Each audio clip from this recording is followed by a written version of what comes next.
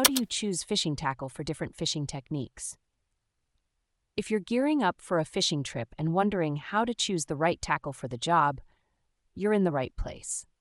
Let's break down the key factors to consider so you can make the most of your time on the water. First, it's important to think about the technique you'll be using. Different techniques require different types of rods, reels, and lines. For example, if you're into jigging, you'll want a rod with a medium to medium light power and an extra fast action.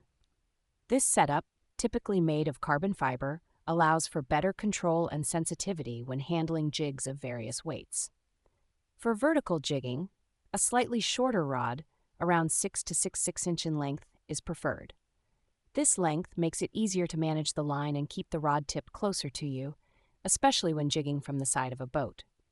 When it comes to casting crankbaits, you'll need a rod with some give in the middle section.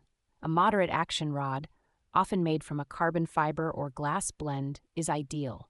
This flexibility helps prevent the crankbait from pulling out of the fish's mouth. Look for rods that are 6.66 to 7.6 inch long, as this length provides the necessary balance and control. The type of reel you use also depends on the technique. For beginners, a spin casting rod and reel combo is a great choice because it's easy to use. Spin casting reels are excellent for light to medium action rods and are particularly good for very light lures and baits.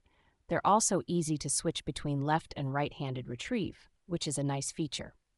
For more precise casting, bait casting reels are better, but they can be harder to use, especially for beginners. However, if you're targeting larger fish or need more control, bait casting reels are the way to go. Fishing line is another critical component. The line strength and diameter should match your target species and fishing conditions. Lighter lines are suitable for smaller fish or finesse fishing, while heavier lines are needed for larger fish or fishing in heavy cover. Monofilament line is a good choice for beginners because it's inexpensive and works well in most fishing situations. The type of line you choose also depends on the water conditions.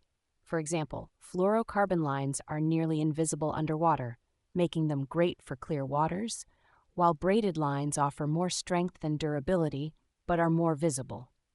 Hook sizes and types are also important. For bait fishing, bait holder hooks are great for worms, while Aberdeen hooks are better for panfish and trout. Circle hooks are becoming more popular because they reduce the likelihood of the hook getting stuck in the fish's throat. In addition to the tackle, the fishing environment plays a significant role.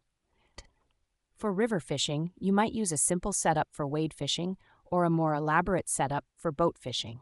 The key is to adjust your tackle according to the specific conditions and the type of fish you're targeting.